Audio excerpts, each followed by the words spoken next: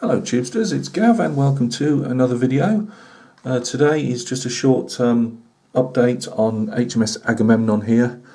I did do a bit of a rigging tutorial the other month, or a couple of months ago even.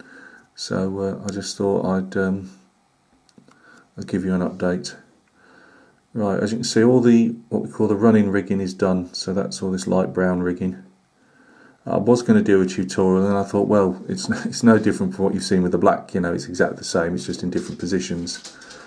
So I thought, no, crack on Gav and get it done. So this is the Agamemnon with all the rigging done.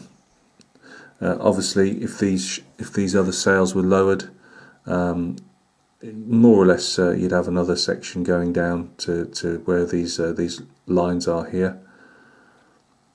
But obviously they've been the sails have been drawn up, so there's nothing to tie off there. So there's not a great deal of running rigging down at the base of the ship. It'll look quite scruffy and patchy at the moment because I've not gone around touching the rigging up, and I usually drop a bit of varnish over the brittles as well. So there'll be bits where the tweezers, like, I just thought I'd show it, you know, in its raw and rough state. Here you've got like a little bit of a mark where the tweezers have been on it, so that'll have to be patched up.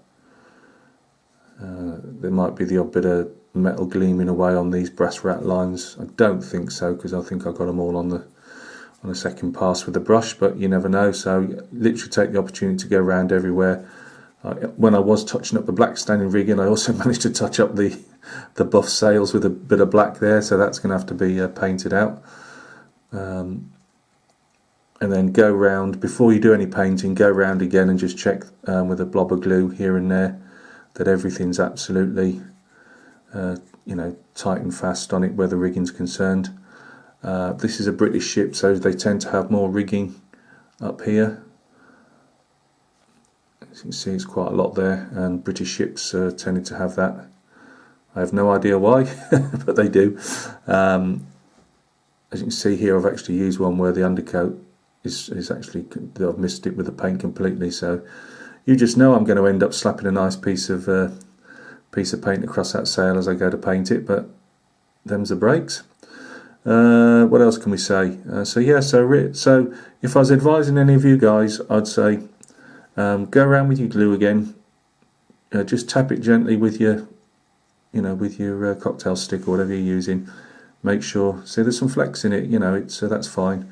Just make sure the attachments are firm.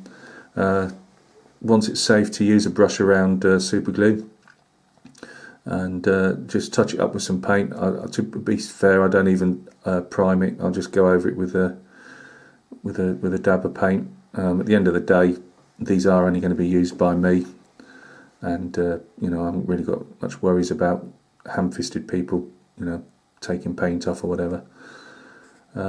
So yeah, just go around, glue anything that you think's liable to still be a bit tad loose. Give it some time for the glue to properly go off, or you'll knacker your brush. Go over any bits that need going over. Then we get to the green stuff around the base here. Just roll yourself out thin snake of green stuff. Use your cocktail stick and just bodge it into underneath the ship. It'll give it a bit more rigidity. I mean, it is stuck down with super glue, but as you can see, this like sea base is quite rough. So obviously the ship's not going to be connecting everywhere. So not only will it give you like a watery effect, it'll also help your ship stop on the base a bit better.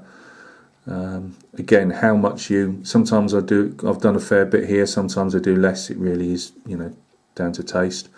Try and push it up slightly where the bows are to give it a bit of the water breaking on the bow there. Now the base itself, at the back I should say, I actually paint a few dots for the wake of the ship. The first ones I did, I actually used the green stuff, but it was way too much, so I just put dots to represent the wake of the ship. I mean, it's not as if it's got a propeller on the end of it, so where the green stuff's concerned, I give it usually 24 hours or overnight, 12 hours, I don't know, I forgot now, but just try it. If it looks rock hard, then obviously put some primer over it. let that go off, and obviously then paint your base surface, which I'll give you the colours for when I've painted this up. If you want the base to look, you know, more rougher than this, you could either use green stuff to put some white caps on the waves, which I have done on a couple. Vallejo plastic putty is really good because it's quite, or I imagine the Tamiya one to be as good. You know, it's quite soft, and you can put a brush on it when it's wet. So yeah, almost there. So thanks for taking a look. The next time you see us, you should all be painted and with a little hand painted Denson on the rear here, and ready to go to war. So thanks a lot for stopping by and taking a look. I hope everything's going well with you, and we'll catch each other on another video. Cheers.